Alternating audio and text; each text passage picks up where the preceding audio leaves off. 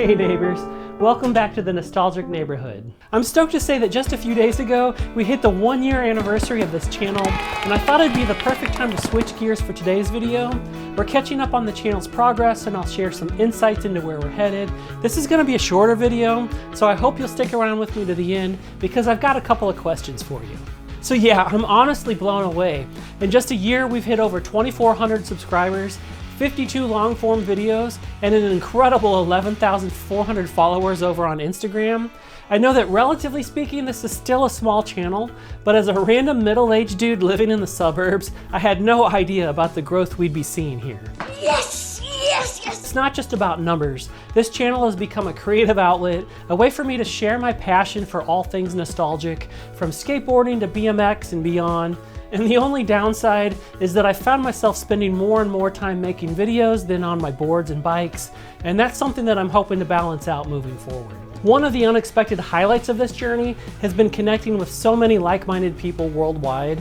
And your comments, your stories, your support, they've made this introvert feel a little less introverted. So thank you for every like, comment, and share. It really means the world to me.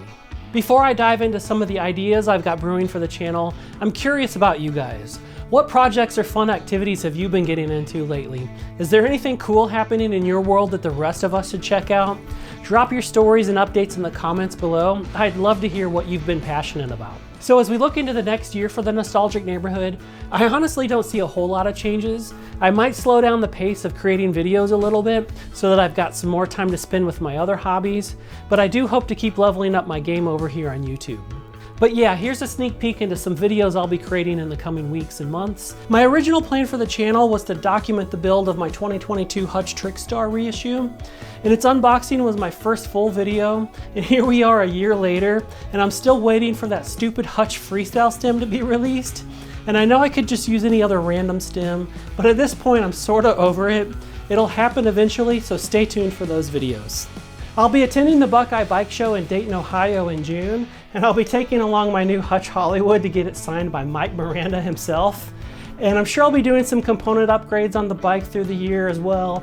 And so yeah, I'll be making some videos from that trip in June, and then I'll be doing some upgrades on the bike as well. I've known that Neil Blender's brand, The Heated Wheel, has been making polarizer skateboards for a while now. And they're sort of like rat rod skateboards based upon 60s styles, but with modern technology. And ever since I visited the Skateboarding Hall of Fame and Museum last fall, I've been fascinated by those old 60s skateboards, and I thought it'd be a whole lot of fun to try one, but without the clay wheels. So I decided to dive into this rabbit hole, and man, it's an interesting one. I've got a polarizer deck and a bunch of parts on order, so stay tuned for a video on that soon.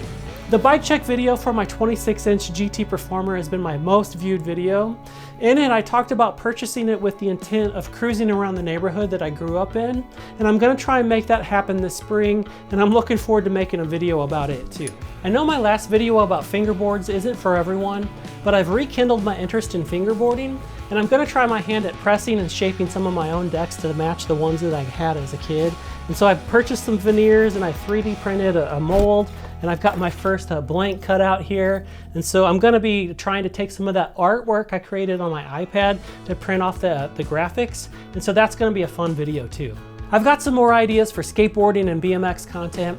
I made some new friends at the Agro Jam Flatland BMX event a couple of weeks ago, and I plan to really start working on building up some of my flatland skills, so there'll probably be some content about that. And then I plan to hit up Kona Skate Park again this summer, and then I'll be making some more skate and BMX content from the other parks in the St. Louis area too. I've got some ideas for more general 80s toys and nostalgic pop culture stuff as well. And then finally, I've got a few other cool opportunities up my sleeve, so you'll have to stay tuned for those. So here's where I need your input. What content are you itching to see more of on the channel? Got any fresh project ideas or topics you're curious about? Or if you're enjoying the ride so far, I'd love to hear which video really resonated with you, or what type of content you'd like to dive deeper into. Drop your thoughts in the comments section below. Your suggestions and feedback are what shape our journey here in the Nostalgic Neighborhood, and I'm stoked to explore new adventures together. Thanks to each and every one of you who've joined me on this journey. Whether you've been here since day one or just discovered the channel, you're really what makes the Nostalgic Neighborhood so special. Don't forget to subscribe if you haven't already, and hit the bell icon to stay updated on all our new adventures. Until next time, keep rolling, keep riding, and keep reminiscing, and we'll catch you in the next video. All right, bye-bye.